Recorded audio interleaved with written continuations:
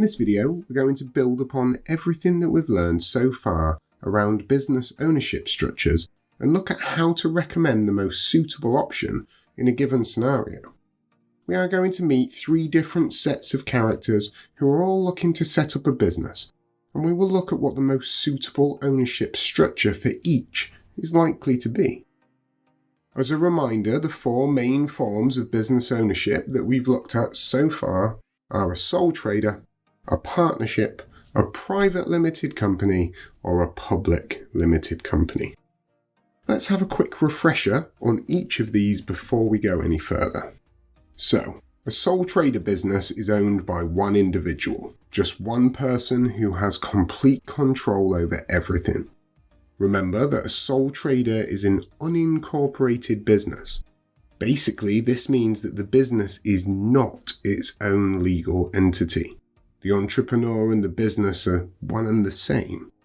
The owner is therefore fully responsible for any debts of the business, and this may mean that they are forced to sell their personal possessions to pay these debts.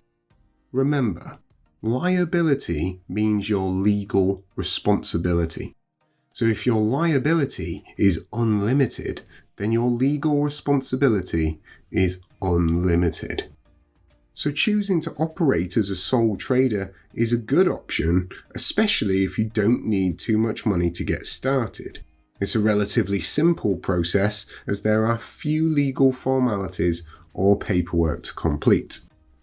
To all the teachers out there, show all of these videos without any ads and gain access to our growing library of over 500 teaching worksheets.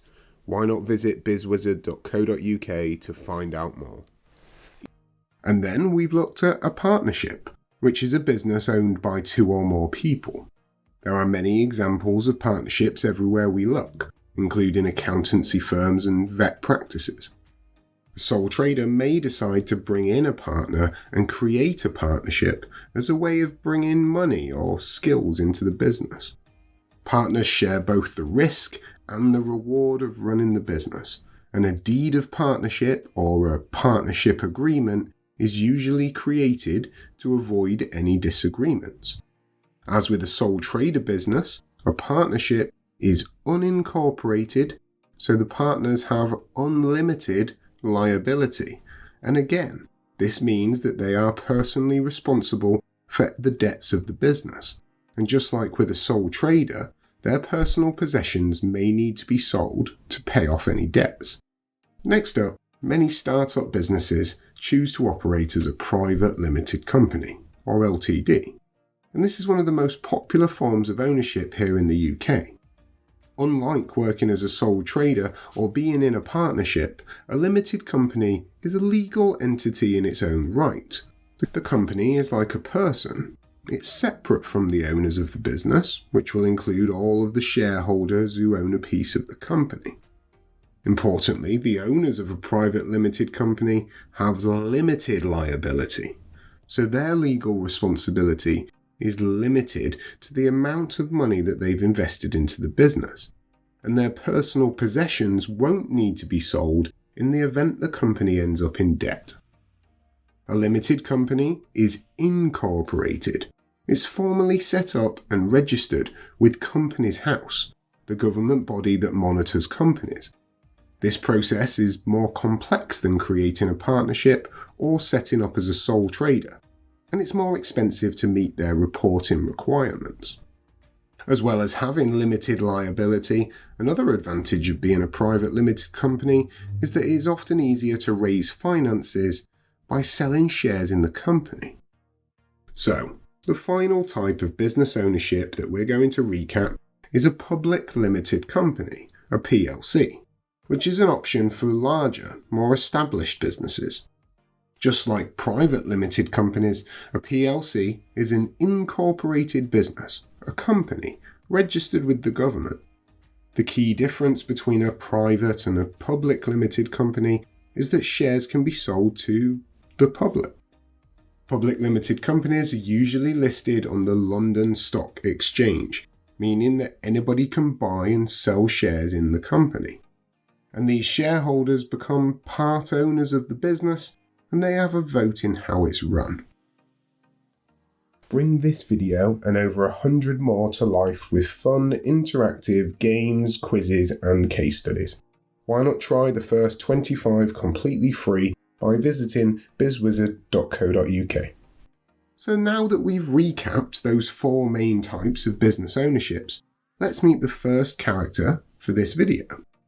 This is Billy Jones, an electrician who's decided to start up his own business after leaving his previous employer. Billy is completely new to running his own business, so he wants to keep things as simple as possible. Right now, there's only Billy involved in running the business, although he might decide to employ an assistant once things have picked up. Billy doesn't need to raise any finances as he's got £15,000 of savings which he's going to use to buy a van and the necessary tools.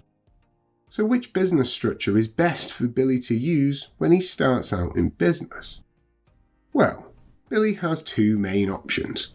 One, to set up as a sole trader, which he can do pretty quickly and cheaply without too much admin, or to incorporate a private limited company, which is a more complex and expensive process, although he would get the benefit of limited liability. After giving it some thought, Billy decides that he will set himself up as a sole trader, as he can get started almost straight away. Now that doesn't mean he can't register as a limited company with Companies House at a later date, he just isn't quite ready for that yet. Another option further down the line might be for Billy to bring in a business partner, perhaps with different skills like a plumber, or to provide additional funds, and they may use a deed of partnership to make sure that everything is laid out formally in a legally binding document. Okay, so now it's time to meet our next characters. This is Aaron, a dentist, and Remy, a dental hygienist. Aaron used to work for a large dental practice and has been thinking about setting up his own one for some time now. However, he's been thinking that it might be a good idea to bring in a dental hygienist as well, so that he can offer a wider range of services. It also costs a lot of money to set up a dental surgery, so Aaron could do with finding a business partner who is also able to invest in the business. Fortunately, his friend Remy, a very experienced dental hygienist, has been thinking along the same lines, and she happens to have some savings that she is prepared to invest in a business. Both Aaron and Remy are willing to take the risks involved in launching their own enterprise. Both have money to invest in starting up a business, and their skills complement each other nicely. The next step is to decide what type of business structure that they should use. As they've decided to work together rather than going it alone, becoming a sole trader simply isn't an option. Their 2 main options are to create a partnership or to incorporate a private limited company. Aaron and Remy eventually settle on forming a business partnership. They would both be owners of the business and make all of the decisions together. The process would also be a little more straightforward than forming a limited company. There were a few downsides that they needed to consider though. They wouldn't be able to sell shares in the business, and they would have unlimited liability, which means that if the partnership gets into debt, they both might have to sell their assets or even lose their homes if this went wrong. Each of the video courses over at BizzWizard.co.uk also includes an interactive business case study that applies the knowledge learnt to a real-world scenario. There are over 1,000 multiple choice questions, each with detailed feedback, which tests students' understanding of the content. Why not visit BizzWizard.co.uk to find out more? Okay, last up, our final new business owner is Sam, who is hoping to open a surf and paddleboard rental store at a popular seaside resort. It's actually been her dream for years. She's given it so much thought. She's confident that she can make a success of this business because she's a very skilled surfer. No one else operates a similar business in the area, at least not yet. It's going to be hugely expensive though, as the costs of fitting out the shop will be significant, and they'll need to make sure that they have lots of safety measures in place when renting out the equipment, not to mention purchasing all of the equipment in the first place. She'll also need a fairly big team of staff, who are all going to need to be trained. There are property costs of running the building, and they'll also need to make sure that they have business insurance in place, which is unlikely to be cheap. Sam doesn't have much in the way of savings to invest in the business, so she's going to need to borrow money to get her venture off the ground.